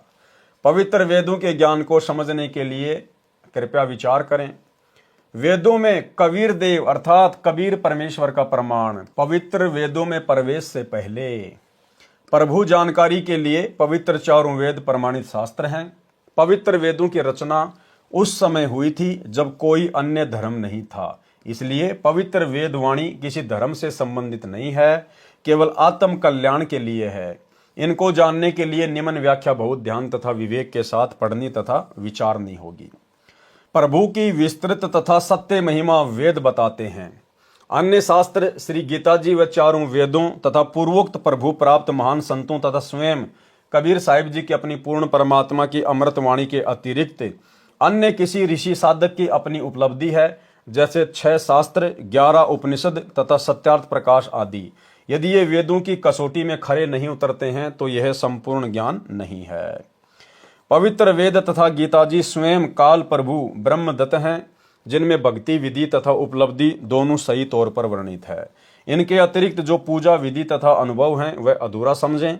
यदि इन्हीं के अनुसार कोई साधक अनुभव बताए तो सत्य जाने, क्योंकि कोई भी प्राणी प्रभु से अधिक नहीं जान सकता। वेदों के ज्ञान से पूर्वोक्त महात्माओं का विवरण सही मिलता है। इससे सिद्ध हुआ कि वे सर्व महात्मा पूर्ण थे। पूर्ण परमात्मा का साक्षात्कार हुआ है तथा बताया है वह परमात्मा कबीर साहिब कबीर देव है। वही ज्ञान चारों पवित्र वेद तथा पवित्र गीता जी भी बताते हैं। कलयुगी ऋषियों ने वेदों का टीका भाषा भाषे ऐसे कर दिया जैसे कहीं दूध की महिमा कही गई हो, और जिसने कभी जीवन में दूध देखा ही न हो और वह अनुवाद कर रहा हो वह ऐसे करता है। पौष्टिकाहार असी, पेय पदार्थ असी, स्वेदसी, अमृत उपमा सर्वा, मनुष्यानाम पेयाम शय दुग्धसी। पौष्टिक आहार यानी इसका फिर वर्णन किया है गुरुदेव भगवान ने, भावार्थ किया है। यदि कोई सफेद पीने का तरल पदार्थ है जो अमृत समान है, बहुत पौष्टिक है, सब मनुष्यों के पीने योग्य है, वह स्वयं तरल है। फिर कोई पूछे कि वह तरल पदार्थ कहाँ है, उत्तर मिले वह तो निराकार है, प्राप्त नहीं हो सकता। यहाँ पर दुग्ध को तरल पदार्थ लिख दिया जाए तो उस वस्तु दूध को कैसे पाया हुआ जाना जाए, जिसकी उपमा ऊपर की है। यहाँ पर दुग्ध को दूध लिखना था, जिससे पता चले कि वह पौष्टिक आहार दूध है। फिर व्यक्ति दूध नाम से उसे प्राप्त कर सकता है। विचार, यदि कोई कहे दुग्ध को दूध कैसे लिख दिया, यह तो वाद विवाद का प्रत्यक्ष प्रमाण ही हो सकता है। जैसे दुग्ध का दूध अर्थ गलत नहीं है, भाषा भिन्न होने से हिंदी में दूध तथा क्षेत्रीय भाषा में दूधू लिखना भी संस्कृत भाषा में लिखे दुग्ध का ही बोध है। जैसे पलवल शहर के आसपास के ग्रामीण परवर कहते हैं। यदि कोई कहे कि परवर को पलवल कैसे सिद्ध कर दिया, मैं नहीं मानता, यह तो व्यर्थ का वाद विवाद है।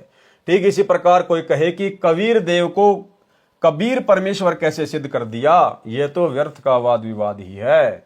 जैसे यजुर्वेद है, यह एक धार्मिक पवित्र पुस्तक है जिसमें प्रभु की यज्ञ स्तुतियों की ऋचाएं लिखी हैं तथा प्रभु कैसा है, कैसे पाया जाता है, सब विस्तृत वर्णन है।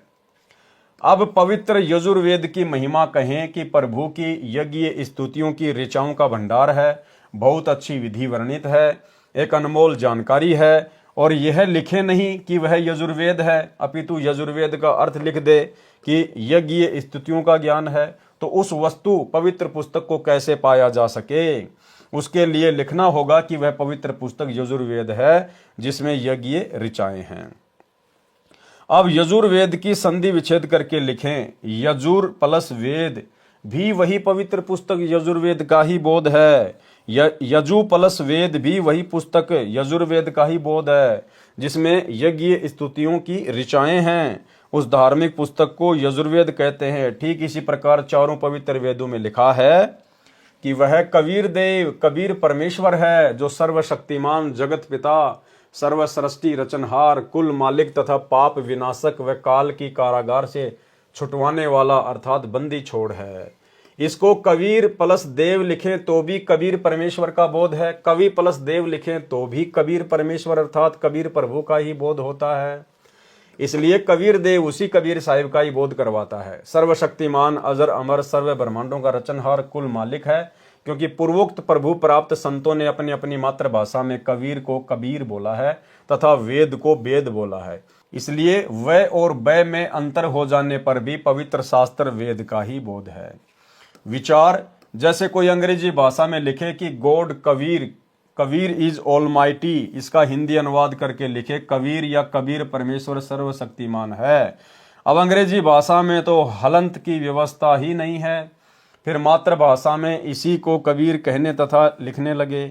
यही परमात्मा कबीर देव, कबीर परमेश्वर 3 युगों में नामांतरण करके आते हैं, जिनमें इनके नाम रखते हैं। सतयुग में सतसुकृत, त्रेता युग में मुनिंदर, द्वापर युग में करुणामय तथा कलयुग में कबीर देव। वास्तविक नाम उस पूर्ण ब्रह्म का कबीर देव ही है, जो सृष्टि रचना से पहले भी अनामी लोक में विद्यमान थे।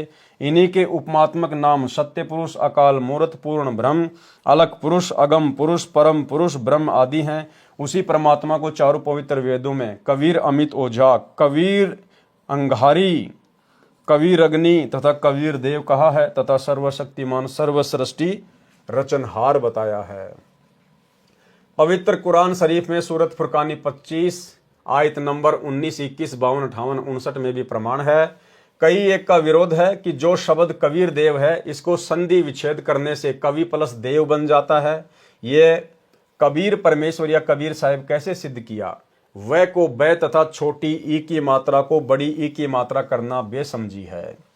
विचार, एक ग्रामीण लड़के की सरकारी नौकरी लगी, जिसका नाम करमवीर पुत्र श्री धर्मवीर सरकारी कागजों में तथा करमवीर पुत्र श्री धर्मवीर पुत्र प्रताप गांव के चौकीदार की डायरी में जन्म के समय का लिखा था। सरकार की तरफ से नौकरी लगने के बाद जांच पड़ताल कराई जाती है। एक सरकारी कर्मचारी जांच के लिए आया। उसने पूछा, करमवीर पुत्र श्री धर्मवीर का मकान कौन सा है? उसकी अमुक विभाग में नौकरी लगी है। गांव में करमवीर को कर्मा तथा उसके पिता को धर्मा तथा दादाजी को परता आदि उर्फ नामों से जानते थे। व्यक्तियों ने कहा कि इस नाम का लड़का इस गांव में नहीं है। काफी पूछताछ के बाद एक लड़का जो करमवीर का सहपाठी था, उसने बताया कि यह कर्मा की नौकरी के बारे में है। तब उस बच्चे ने बताया, यही करमवीर उर्फ कर्मा तथा धर्मवीर उर्फ धर्मा ही है। फिर उस कर्मचारी को शंका उत्पन्न हुई कि करमवीर नहीं करमवीर है। उसने कहा, चौकीदार की डायरी लाओ। उसमें भी लिखा था करमवीर पुत्र धर्मवीर पुत्र प्रताप, पूरा र व के स्थान पर ब तथा छोटी ई की मात्रा लगी थी। तो भी वही बच्चा करमवीर ही सिद्ध हुआ, क्योंकि गांव के नंबरदारों तथा प्रधानों ने भी गवाही दी कि बेशक मात्रा छोटी बड़ी या र आधा या पूरा है, लड़का सही इसी गांव का है। सरकारी कर्मचारी ने कहा, नंबरदार अपने हाथ से लिख दे। नंबरदार ने लिख दिया, मैं करमवीर पुत्र धर्मवीर को जानता हूं, जो इस गांव का वासी है, और हस्ताक्षर कर दिए। बेशक नंबरदार ने वीर में छोटी ई की मात्रा तथा करम में बड़े र का प्रयोग किया है, परंतु हस्ताक्षर करने वाला गांव का गणमान्य व्यक्ति है। इसी को कोई आपत्ति नहीं हो सकती, क्योंकि नाम की स्पेलिंग गलत नहीं होती। ठीक इसी प्रकार पूर्ण परमात्मा का नाम सरकारी दस्तावेजों में कबीर देव, परंतु गांव पृथ्वी पर अपनी 2 मातृभाषा में कबीर, कबीर, कबीरा, कबीरन आदि नामों से जाना जाता है। इसी को नंबरदारों आंखों देखा विवरण अपनी पवित्र वाणी में ठोक ठोक कर गवाही देते हुए आदरणीय पूर्वोक्त संतों ने कबीर देव को हक्का कबीर, सत कबीर, कबीरा, कबीरन, खबीरा, खबीरन आदि लिखकर हस्ताक्षर कर रखे हैं। वर्तमान सन 2006 से लगभग 600 वर्ष पूर्व जब परमात्मा कबीर जी, कबीर देव जी स्वयं प्रकट हुए थे, उस समय सर्व सदग्रंथों का वास्तविक ज्ञान लोकोक्तियों, दोहों, चौपाइयों, शब्दों अर्थात कविताओं के माध्यम से साधारण भाषा में जन साधारण को बताया था। उस तत्व ज्ञान को उस समय के संस्कृत भाषा व हिंदी भाषा के ज्ञाताओं ने यह कहकर ठुकरा दिया कि कबीर जी तो अशिक्षित हैं। इसके द्वारा कहा गया ज्ञान उस समय में उपयोग की गई भाषा का व्याकरण दृष्टिकोण से ठीक नहीं है। जैसे कबीर जी ने कहा है, कबीर वेद मेरा भेद है, मैं ना वेदों माही, जोन वेद से मैं मिलूं ये वेद जानते नहीं।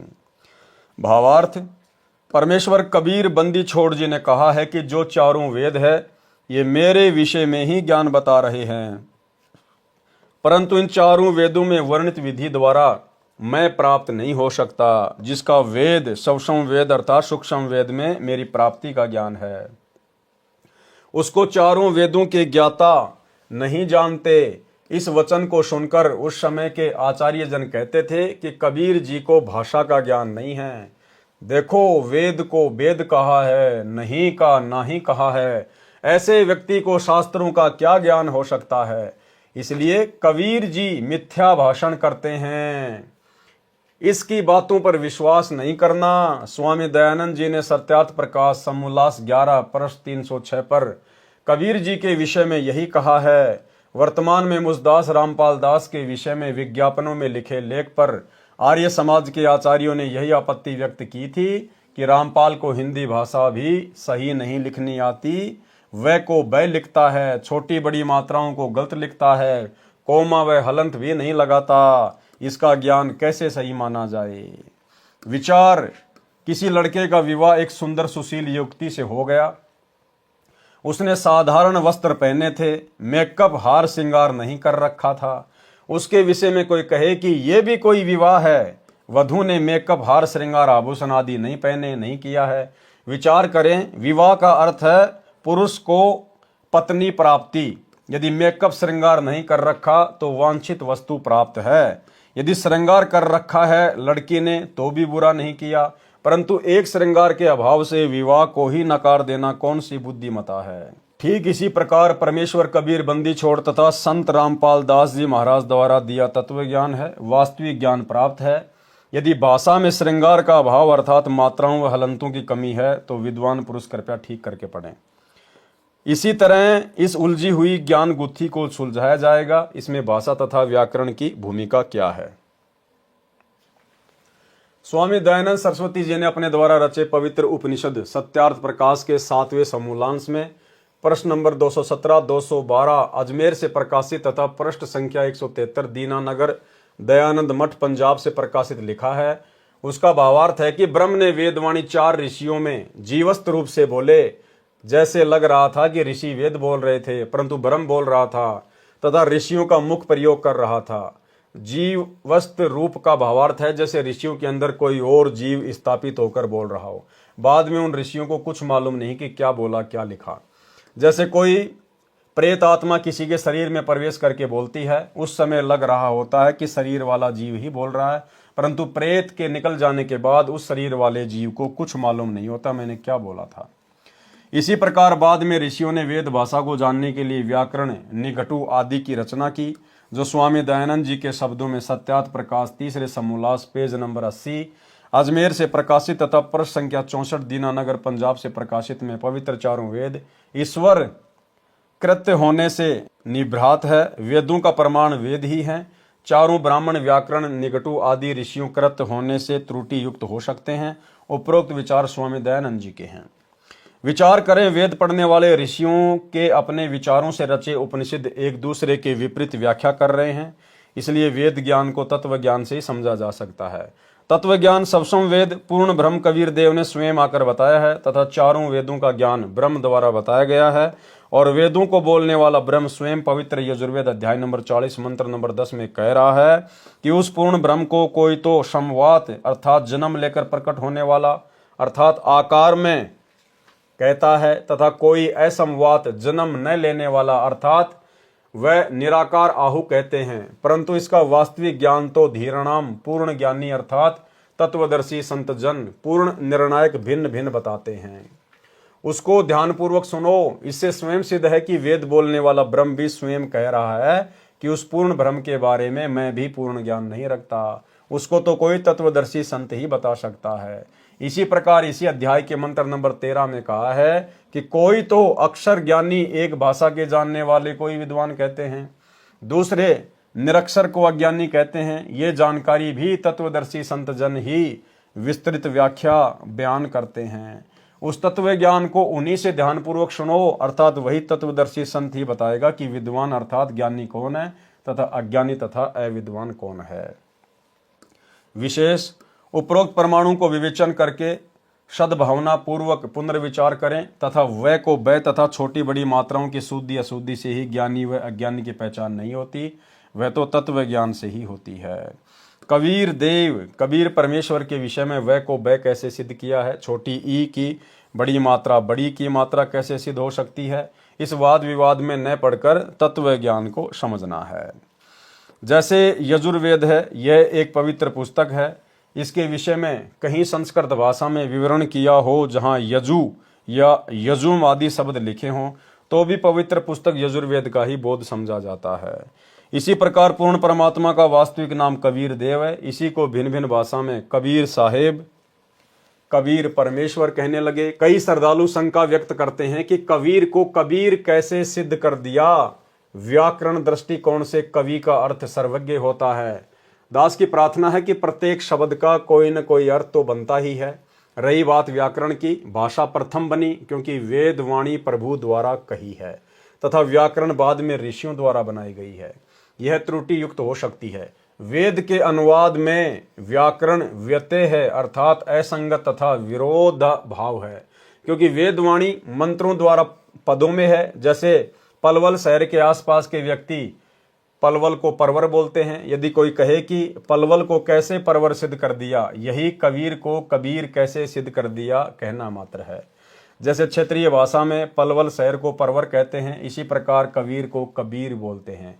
प्रभु वही है। महर्षि दयानंद जी ने सत्यार्थ प्रकाश समोल्लास 4 पृष्ठ 100 पर दयानंद मठ दीनानगर पंजाब से प्रकाशित पर देवर कामा का अर्थ देवर की कामना करने किया है। देव को पूरा रे लिखकर देवर किया है। कबीर को कबीर, फिर भाषा भिन्न कबीर लिखने व बोलने में कोई आपत्ति या व्याकरण की त्रुटि नहीं है।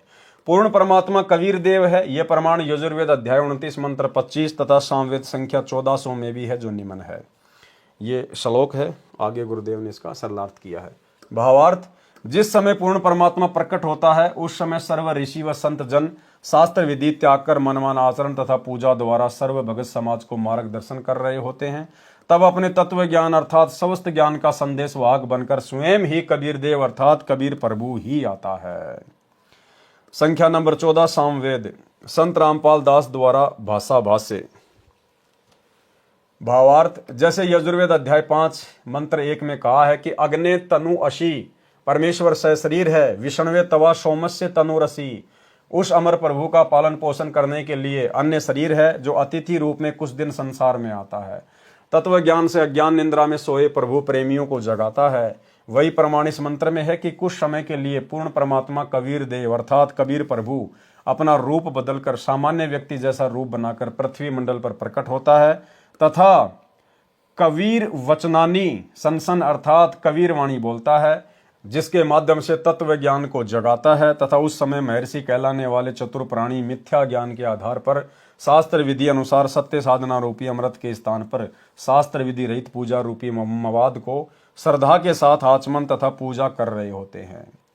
उस समय पूर्ण परमात्मा स्वयं प्रकट होकर तत्व ज्ञान द्वारा शास्त्र विधि अनुसार साधना का ज्ञान प्रदान करता है। पवित्र ऋग्वेद के निम्न मंत्रों में भी पहचान बताई है कि जब वह पूर्ण परमात्मा कुछ समय संसार में लीला करने आता है तो शिशु रूप धारण करता है। उस पूर्ण परमात्मा की परवरिश कंवारी गाय द्वारा होती है, फिर लीलावत बड़ा होता है तो अपने पाने व सतलोक जानने अर्थात पूर्ण मोक्ष मार्ग का तत्व ज्ञान कबीर वाणी द्वारा कविताओं द्वारा बोलता है, जिस कारण से प्रसिद्ध कवि कहलाता है। परंतु वह स्वयं कबीर देव पूर्ण परमात्मा ही होता है जो तीसरे मुक्ति धाम सतलोक में रहता है। ऋग्वेद मंडल 9 सूक्त 1 मंत्र 9 तथा सूक्त 96 मंत्र 17 से 20। भावार्थ, पूर्ण परमात्मा अमर पुरुष जब लीला करता हुआ बालक रूप धारण करके स्वयं प्रकट होता है उस समय कंवारी गाय अपने आप दूध देती हैं, जिससे उस पूर्ण प्रभु की परवरिश होती है। ऋग्वेद मंडल 9 सूक्त 96 मंत्र 17। भावार्थ, वेद बोलने वाला ब्रह्म कह रहा है कि विलक्षण मनुष्य के बच्चे के रूप में प्रकट होकर पूर्ण परमात्मा कबीर देव अपने वास्तविक ज्ञान को अपनी कबीर गिरबी अर्थात कबीर वाणी द्वारा निर्मल ज्ञान अपने हंस आत्माओं अर्थात पुण्यात्मा अनुयायियों को कवि रूप में कविताओं लोकोक्तियों के द्वारा संबोधन करके अर्थात उच्चारण करके वर्णन करता है। वह स्वयं सत्य पुरुष कबीर ही होता है। ऋग्वेद मंडल 9 सूक्त 96 मंत्र 18।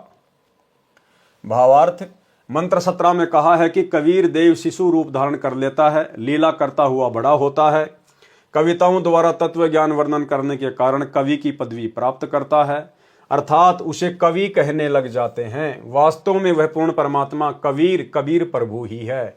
उसके द्वारा रची अमृतवाणी कबीर वाणी कबीर गिरवी अर्थात कबीर वाणी कही जाती है, जो भक्तों के लिए स्वर्ग तुल्य सुखदायी होती है। वही परमात्मा तीसरे मुक्ति धाम अर्थात सतलोक की स्थापना करके एक गुम्मद अर्थात गुम्मज में सिंहासन पर तेजोमय मानव सदृश शरीर में आकार में विराजमान है। इस मंत्र में तीसरा धाम सतलोक को कहा है। जैसे एक ब्रह्म का लोक है जो 21 ब्रह्मांड का है, दूसरा परब्रह्म का लोक है जो 7 संग ब्रह्मांड का क्षेत्र है, तीसरा परम अक्षर ब्रह्म अर्थात पूर्ण ब्रह्म का रितधाम अर्थात सतलोक है। फोटोकॉपी ऋग्वेद मंडल नंबर 9 सूक्त 96 मंत्र 19 की। विवेचन ऋग्वेद मंडल 9 सूक्त 96 मंत्र 19 का भी आर्य समाज के विद्वानों ने अनुवाद किया है। इसमें भी बहुत भारी गलतियां हैं। पुस्तक विस्तार के कारण केवल अपने मतलब की जानकारी प्राप्त करते हैं। इस मंत्र में चौथे धाम का वर्णन है जो आप जी सृष्टि रचना में पढ़ेंगे उससे पूर्ण जानकारी होगी। पढ़ें इसी पुस्तक के पृष्ठ 603 पर। परमात्मा ने ऊपर के 4 लोक अजर अमर रचे हैं। अनामी लोक जो सबसे ऊपर है, अगम लोक, अलख लोक, शतलोक। हम पृथ्वी लोक पर हैं। यहां से ऊपर के लोकों की गिनती करेंगे तो सत्यलोक, अलख लोक, अगम लोक तथा अनामी लोक गिना जाता है। उस चौथे धाम में बैठकर परमात्मा ने सर्व ब्रह्मांडों व लोकों की रचना की। शेष रचना सतलोक में बैठकर की थी। आर्य समाज के अनुवादकों ने तुरिया परमात्मा अर्थात चौथे परमात्मा का वर्णन किया है। यह चौथा धाम है। उसमें मूल पाठ मंत्र 19 का भावार्थ है कि तत्वदर्शी संत चौथे धाम तथा चौथे परमात्मा का भिन्न भिन्न वर्णन करता है। पाठक जन कृपया पढ़ें सृष्टि रचना इसी पुस्तक के पेज नंबर 603 पर, जिससे आप जी को ज्ञान होगा कि लेखक संत रामपाल दास ही वह तत्वदर्शी संत है जो तत्व ज्ञान से परिचित है। फोटोकॉपी ऋग्वेद मंडल 9 सूक्त 96 मंत्र 20। विवेचन ऋग्वेद मंडल 9 सूक्त 96 मंत्र 20 का यथार्थ ज्ञान जानते हैं। इस मंत्र का अनुवाद महर्षि दयानंद के चेलों द्वारा किया गया है। इनका दृष्टिकोण ये रहा है कि परमात्मा निराकार है, क्योंकि महर्षि दयानंद जी ने ये बात दृढ़ की है कि परमात्मा निराकार है। इसलिए अनुवादक ने सीधे मंत्र का अनुवाद घुमा फिरा कर किया है। जैसे मूल पाठ में लिखा है कि ये मंत्र है, जैसे पूर्व में वेद मंत्रों में कहा है कि परमात्मा ऊपर के लोक में रहता है, वहां से गति करके पृथ्वी पर आता है, अपने रूप को अर्थात शरीर के तेज को सरल करके आता है। इस ऋग्वेद मंडल 9 सूक्त 96 मंत्र 20 में उसी की पुष्टि की गई है। कहा है कि परमात्मा ऐसे अन्य शरीर धारण करके पृथ्वी पर आता है जैसे मनुष्य वस्त्र धारण करता है, और धनानाम दृढ़ भक्तों अच्छी आत्माओं को प्राप्त होता है, उनको वाणी उच्चारण करके तत्व ज्ञान सुनाता है। फोटोकॉपी ऋग्वेद मंडल नंबर 9 सूक्त 82 मंत्र 1-2। विवेचन ऊपर ऋग्वेद मंडल 9 सूक्त 82 मंत्र 1-2 की फोटोकॉपी है। यह अनुवाद महर्षि दयानंद जी के दिशा निर्देश से उन्हीं के चेलों ने किया है और सार्वदेशिक आर्य प्रतिनिधि सभा दिल्ली से प्रकाशित है। इसमें स्पष्ट है कि मंत्र 1 में कहा कि सर्व की उत्पत्ति करने वाला परमात्मा तेजोमय शरीर युक्त है, पापों को नाश करने वाला और सुखों की वर्षा करने वाला अर्थात सुखों की झड़ी लगाने वाला है। वह ऊपर सत्यलोक में सिंहासन पर बैठा है जो देखने में राजा के समान है। यही प्रमाण सूक्ष्म वेद में भी है कि अरस कुरुस पर सफेद गुमट है, जहां परमेश्वर का डेरा, श्वेत चित्र सिर मुकुट विराजे, देखत न उस चेहरे नु। यही प्रमाण बाइबल ग्रंथ तथा कुरान शरीफ में भी है कि परमात्मा ने 6 दिन में सृष्टि रची और 7वें दिन ऊपर आकाश में तकत अर्थात सिंहासन पर जा विराजा। बाइबल के उत्पत्ति ग्रंथ 2, 26, 30 तथा कुरान शरीफ की सूरत फुरकानी 25 आयत नंबर 52 से 59 में है। वह परमात्मा अपने अमर धाम से चलकर पृथ्वी पर शब्द वाणी से ज्ञान सुनाता है। वह वर्णीय अर्थात आदरणीय श्रेष्ठ व्यक्तियों को प्राप्त होता है, उनको मिलता है। जैसे संत धर्मदास जी बांधवगढ़ मध्य प्रदेश वाले को मिले, संत मलुक दास जी को मिले, संत दादू दास जी को मिले, आमेर राजस्थान में मिले, संत नानक देव जी को मिले, संत गरीबदास जी गांव छुडानी जिला झज्जर हरियाणा वाले को मिले, संत घीसा दास जी गांव खेकड़ा जिला बागपत उत्तर प्रदेश वाले को मिले, संत जम्बेश्वर जी विश्नोई धर्म के प्रवर्तक को गांव समराथल राजस्थान वाले को मिले। यानी भाइयों और बहनों, जो संत जम्बेश्वर है विश्नोई समाज के, उनको भी कबीर परमात्मा सतगुरु रामपाल जी ही आकर मिले थे, जिनकी वाणियां हैं 24 प्रमाण। 24 प्रमाण नाम से ऐसी कुछ उनकी वाणियां हैं। अक्सर भगत भाई बहन व्हाट्सएप पर सोशल मीडिया पर भेजते रहते हैं। तो उन 24 वाणियों के माध्यम से भी सतगुरु रामपाल जी परमेश्वर जी के विषय में बहुत सारी बातें बताई गई हैं। वह परमात्मा अच्छी आत्माओं को मिलते हैं जो परमात्मा के दृढ़ भगत होते हैं, उन पर परमात्मा का विशेष आकर्षण होता है। उदाहरण भी बताया है कि जैसे विद्युत अर्थात आकाशीय बिजली सने वाले स्थानों को आधार बनाकर गिरती है, जैसे कांसी धातु पर बिजली गिरती है। पहले कांसी धातु के कटोरे, गिलास, थाली, बेले आदि आदि होते थे। वर्षा के समय तुरंत उठाकर घर के अंदर रखा करते थे। वर्द कहते थे कि कांसी के बर्तन पर बिजली अमूमन गिरती है। इसी प्रकार परमात्मा अपने प्रिय भक्तों पर आकर्षित होकर मिलते हैं। मंत्र नंबर 2 में तो यह भी स्पष्ट किया है कि परमात्मा उन अच्छी आत्माओं को उपदेश करने की इच्छा से स्वयं महापुरुषों को मिलते हैं। उपदेश का भावार्थ है कि परमात्मा तत्व ज्ञान बताकर उनको दीक्षा भी देते हैं। उनके सतगुरु भी स्वयं परमात्मा होते हैं। ये भी स्पष्ट किया है कि परमात्मा अत्यंत गतिशील पदार्थ अर्थात बिजली के समान तीव्रगामी होकर हमारे धार्मिक अनुष्ठानों में आप पहुंचते हैं। आप जी ने पीछे पढ़ा कि संत धर्मदास को परमात्मा ने यही कहा था कि मैं वहां अवश्य जाता हूं जहां धार्मिक अनुष्ठान होते हैं, क्योंकि मेरी अनुपस्थिति में काल कुछ भी उपद्रव कर देता है। इसीलिए भाइयों और बहनों, जहां जहां भी साध संगतियां होती थी, जहां जहां भी संगत में सार्वजनिक तौर पर मैसेज डालकर साध संगतियां होती थी, वहां पर काल प्रेरणा से उपद्रव मचाने के लिए सतलोक आश्रम मैनेजमेंट हरियाणा वाले, इनके कोऑर्डिनेटर, बेचारी भ्रमित संगत विरोध करने के लिए अवश्य पहुंच जाती थी पुलिस प्रशासन को लेकर। लेकिन परमात्मा का विधान है कि जहां भी धार्मिक अनुष्ठान होता है वहां मैं बिजली की गति के समान जाता हूं, अन्यथा उपद्रवी लोग उस समागम को संपूर्ण नहीं होने देते। लेकिन भाइयों और बहनों, जहां जहां भी साध संगति हुई, जब जब साध संगति हुई, परमेश्वर ने हमेशा साध संगतियों को सफल करवाया। सतलोक आश्रम मैनेजमेंट हरियाणा के लाख उपद्रवों के बावजूद भी गुरुदेव भगवान के आशीर्वाद से साध संगतियां सफल होती थी। इसका मतलब साध संगतियों में परमेश्वर अवश्य आते हैं, क्योंकि वहां उनको भोग लगाया जाता है, उन्हीं की महिमा की जाती है। जिससे साधकों की आस्था परमात्मा से छूट जाती है। मेरे रहते वह ऐसी गड़बड़ नहीं कर सकता, मेरे रहते वो ऐसी गड़बड़ नहीं कर सकता। कौन कह रहे हैं? परमात्मा, गुरुदेव भगवान।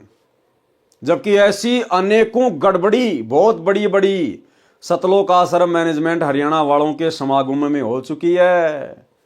आप लोगों ने मध्य प्रदेश का एक समागम देखा होगा, जिस समागम के अंदर वहां का जो कोऑर्डिनेटर था गंगाराम मीणा, वहां पर हजारों की संख्या में संगत थी, सत्संग चल रहा था, रमेणी हो रही थी। अचानक से बजरंग दल के कुछ लोग आए और उन्होंने गोलियां चलानी शुरू कर दी, जिसमें वहां के कोऑर्डिनेटर गंगाराम मीणा की गोली लगने से मृत्यु हो गई और वो समागम कैंसिल हो गया। इसका मतलब वहां पर गुरुदेव भगवान विराजमान नहीं थे, वहां परमात्मा का कोई आशीर्वाद नहीं था। अन्यथा परमात्मा कहते कि अगर मैं ना रहूं तो काल उपद्रव मचा दे। इसका मतलब वहां पर उपद्रव मचा, अर्थात गुरुदेव भगवान की रजा इन लोगों पर नहीं है। 2018 में इन लोगों ने रोहतक के पशु मेला ग्राउंड में कबीर प्रकट दिवस का कार्यक्रम रखा, और भाइयों और बहनों, इतनी भयंकर मूसलाधार बारिश हुई जिसके ऊपर दास पहले वीडियो बना चुका है। इनका प्रोग्राम कैंसिल। इसका मतलब गुरुदेव भगवान की कोई रजा नहीं थी। तो भाइयों और बहनों, गुरुदेव की रजा है सत्सेवकों के ऊपर, साध संगतियों के ऊपर। इसलिए गीता अध्याय 3 श्लोक 15 में कहा है कि वह अविनाशी परमात्मा जिसने ब्रह्म को भी उत्पन्न किया सदा ही यज्ञों में प्रतिष्ठित है, अर्थात धार्मिक अनुष्ठानों में उसी को इष्ट रूप में मानकर आरती स्तुति करनी चाहिए। इस ऋग्वेद मंडल 9 सूक्त 82 मंत्र 2 में यह भी स्पष्ट किया है कि आप कबीर देव हैं जो सर्व को उपदेश देने की इच्छा से आते हो।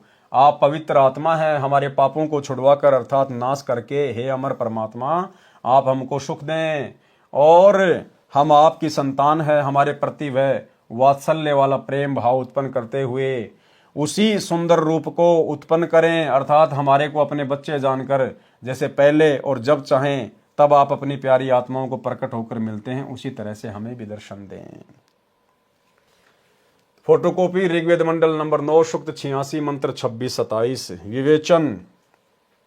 यह फोटोकॉपी ऋग्वेद मंडल 9 सूक्त 86 मंत्र 26 की है। जो आर्य समाज के आचार्यों व महर्षि दयानंद के चेलों द्वारा अनुवादित है, जिसमें स्पष्ट है कि यज्ञ करने वाले अर्थात धार्मिक अनुष्ठान करने वाले यजमानों अर्थात भक्तों के लिए परमात्मा सब रास्तों को सुगम करता हुआ अर्थात जीवन रूपी सफर के मार्ग को दुखों रहित करके सुगम बनाता हुआ उनके विघ्नों अर्थात संकटों का मर्दन करता है अर्थात संकटों को समाप्त करता है, भक्तों को पवित्र अर्थात पाप रहित विकार रहित करता है। जैसा कि अगले मंत्र 27 में कहा है कि जो परमात्मा धूलोक अर्थात सतलोक के तीसरे पृष्ठ पर विराजमान है, वहां पर परमात्मा के शरीर का प्रकाश बहुत अधिक है। उदाहरण के लिए परमात्मा के एक रोम शरीर के बाल का प्रकाश करोड़ सूर्य तक इतने ही चंद्रमाओं के मिले जुले प्रकाश से भी अधिक है। यदि वह परमात्मा उसी प्रकाश युक्त शरीर से पृथ्वी पर प्रकट हो जाए तो हमारी चरम दृष्टि उन्हें देख नहीं सकती। जैसे उल्लू पक्षी दिन में सूर्य के प्रकाश के कारण कुछ भी नहीं देख पाता है, यही दशा मनुष्य की हो जाए। इसलिए वह परमात्मा अपने रूप अर्थात शरीर के प्रकाश को सरल करता हुआ उस स्थान से जहां परमात्मा ऊपर रहता है वहां से गति करके बिजली के समान क्रीड़ा अर्थात लीला करता हुआ चलकर आता है, श्रेष्ठ पुरुषों को मिलता है। यह भी स्पष्ट है कि आप कवि अर्थात कबीर देव हैं, हम उन्हें कबीर साहिब कहते हैं। विवेचन, ये फोटोकॉपी ऋग्वेद मंडल 9 सूक्त 86 के मंत्र 27 की है। इसमें स्पष्ट है कि परमात्मा धूलोक अर्थात अमरलोक के तीसरे पृष्ठ अर्थात भाग पर विराजमान है। सत्यलोक अर्थात शाश्वत स्थान गीता अध्याय 18 श्लोक 62 में 3 भाग है। एक भाग में वन पहाड़ झरने बाग बगीचे आदि हैं। यह बाह्य भाग है अर्थात बाहरी भाग है। जैसे भारत की राजधानी दिल्ली भी 3 भागों में बटी है। बाहरी दिल्ली जिसमें गांव खेत खलियान और नहरें हैं, दूसरा बाजार बना है, तीसरा संसद भवन तथा कार्यालय है। इसके पश्चात धूलोक में बस्तियां हैं, सहपरिवार मोक्ष प्राप्त हंसात्माएं रहती हैं। पृथ्वी पर जैसे भगत को भक्तात्मा कहते हैं, इसी प्रकार सत्यलोक में हंसात्मा कहते हैं। तीसरे भाग में सर्वोपरि परमात्मा का सिंहासन है, उसके आसपास केवल नर आत्माएं रहती हैं। वहां स्त्री पुरुष का जोड़ा नहीं है। वे यदि अपना परिवार चाहते हैं तो शब्द वचन से केवल पुत्र उत्पन्न कर लेते हैं। इस प्रकार शाश्वत स्थान अर्थात सत्यलोक 3 भागों में परमात्मा ने बांट रखा है। वहां यानी सतलोक में प्रत्येक स्थान पर रहने वालों में वृद्धावस्था नहीं है, वहां मृत्यु नहीं है। इसलिए गीता अध्याय 7 श्लोक 29 में कहा है कि जो जरा अर्थात वृद्ध अवस्था तथा मरण अवस्था अर्थात मृत्यु से छूटने का प्रयत्न करते हैं, वे तत्ब्रह्म अर्थात परम अक्षर ब्रह्म को जानते हैं। सतलोक में सत्य पुरुष रहता है, वहां पर जरा मरण नहीं है, बच्चे युवा होकर सदा युवा रहते हैं। फोटोकॉपी ऋग्वेद मंडल नंबर 9 सूक्त 54 मंत्र 3। विवेचन, ऋग्वेद मंडल 9 सूक्त 54 मंत्र 3 की फोटोकॉपी में आप देखें, इसका अनुवाद आर्य समाज के विद्वानों ने किया है। उनके अनुवाद में भी स्पष्ट है कि वह परमात्मा भुवनोपरि संपूर्ण ब्रह्मांडों के ऊर्ध्व अर्थात ऊपर तिष्ठति विराजमान है, ऊपर बैठा है। इसका यथार्थ अनुवाद इस प्रकार है, जैसे सूर्य ऊपर है और अपना प्रकाश तथा उष्णता से सर्व को लाभ दे रहा है, इसी प्रकार ये अमर परमेश्वर जिसका ऊपर के मंत्रों में वर्णन किया है, सर्व ब्रह्मांडों के ऊपर बैठकर अपनी निराकार शक्ति से सर्व प्राणियों को लाभ दे रहा है तथा सर्व ब्रह्मांडों का संचालन कर रहा है। फोटोकॉपी ऋग्वेद मंडल नंबर 9 सूक्त 20 मंत्र 1। विवेचन, ऋग्वेद मंडल 9 सूक्त 20 मंत्र 1 का अनुवाद भी आर्य समाज के विद्वानों ने किया है। इसका अनुवाद ठीक कम गलत अधिक है। इसमें मूल पाठ में लिखा है विशेष। इस मंत्र के अनुवाद में आप फोटोकॉपी में देखेंगे तो पता चलेगा कि कई शब्दों के अर्थ आर्य विद्वानों ने छोड़ रखे हैं, जैसे प्र वारे भी, जिस कारण से वेदों का यथार्थ भाव सामने नहीं आ सका। मेरे अनुवाद से स्पष्ट है कि वह परमात्मा अच्छी आत्माओं दृढ़ भक्तों को ज्ञान देता है। उसका नाम भी लिखा है कबीर देव, हम कबीर परमेश्वर कहते हैं। प्रमाण ऋग्वेद मंडल 9 सूक्त 95 मंत्र 2। ऋग्वेद मंडल 9 सूक्त 95 मंत्र 2 का अनुवाद महर्षि दयानंद के चेलों ने किया है, जो बहुत ठीक किया है। इसका भावार्थ है कि पूर्वोक्त परमात्मा अर्थात जिस परमात्मा के विषय में पहले वाले मंत्रों में ऊपर कहा गया है, वह अपना शरीर धारण करके सत्य भक्ति का मार्ग अर्थात यथार्थ आध्यात्मिक ज्ञान अपनी अमृतवाणी वाक अर्थात वाणी द्वारा मुक्ति मार्ग की प्रेरणा करता है। वह मंत्र ऐसा है जैसे नाविक नौका में बैठकर पार कर देता है, ऐसे ही परमात्मा सत्य भक्ति मार्ग रूपी नौका के द्वारा साधक को संसार रूपी दरिया से पार करता है। वह देवानाम देव, सब देवों का देव अर्थात सब प्रभुओं का प्रभु परमेश्वर वाणी रूपी ज्ञान यज्ञ के लिए नामों का आविष्कार करता है। अर्थात जैसे गीता अध्याय 17 श्लोक 23 में ओम तत्सत में तत् तथा सत ये गुप्त मंत्र हैं, जो उसी परमेश्वर ने मुझे रामपाल दास को बताए हैं, उनसे ही पूर्ण मोक्ष संभव है। सूक्ष्म वेद में परमेश्वर ने कहा है कि सोहम शब्द हम जग में लाए, सार शब्द हम गुप्त छुपाए। भावार्थ, परमेश्वर ने स्वयं सोम शब्द भक्ति के लिए बताया है। ये 100 मंत्र किसी भी प्राचीन ग्रंथ वेद, गीता, कुरान, पुराण तथा बाइबल में नहीं है। फिर सूक्ष्म वेद में कहा है कि सोहम ऊपर और है, सत सुकृत एक नाम, सब हंसों का जहां वास है, बस्ती है बिन ठाम। भावार्थ, सोहम नाम तो परमात्मा ने प्रकट कर दिया, आविष्कार कर दिया, परंतु सार शब्द को गुप्त रखा था। अब मुझे लेखक संत रामपाल को बताया है, तो साधकों को दीक्षा के समय बताया जाता है। इसका गीता अध्याय 17 श्लोक 23 में कहे ओम तत्सत से संबंध है। यानी सोहम शब्द तो कबीर परमेश्वर जी ने बारंबार जब भी आए तब उन्होंने बताया, लेकिन जो सार शब्द है, जो गुप्त है, वो उन्होंने किसी को नहीं बताया था। तो वो आज कौन बता रहे हैं? गुरुदेव कह रहे हैं कि ये दास बता रहा है। और वेद क्या कह रहे हैं कि वो परमात्मा गुप्त मंत्रों का आविष्कार करता है। तो कौन हुए सतगुरु रामपाल जी जो आज सार नाम दे रहे हैं? वो गुप्त मंत्र बता रहे हैं, स्वयं कबीर देव। प्रमाण ऋग्वेद मंडल नंबर 9 सूक्त 94 मंत्र 1। विवेचन ऋग्वेद मंडल नंबर 9 सूक्त 94 मंत्र 1 का अनुवाद भी आर्य समाज के विद्वानों द्वारा किया गया है। विवेचन पुस्तक विस्तार को ध्यान में रखते हुए उन्हीं के अनुवाद से अपना मत सिद्ध करते हैं। जैसे पूर्व में लिखे वेद मंत्रों में बताया गया है कि परमात्मा अपने मुख कमल से वाणी उच्चारण करके तत्व ज्ञान बोलता है। लोकोक्तियों के माध्यम से, कवित्व से, दोहों, शब्दों, साखियों, चौपाइयों के द्वारा वाणी बोलने से प्रसिद्ध कवियों में से भी एक कवि की उपाधि प्राप्त करता है। उसका नाम कबीर देव अर्थात कबीर साहिब है। इस ऋग्वेद मंडल 9 सूक्त 94 मंत्र 1 में भी यही कहा है कि जो सर्वशक्तिमान परमेश्वर है वह कवियों की तरह आचरण करता हुआ पृथ्वी पर विचरण करता है।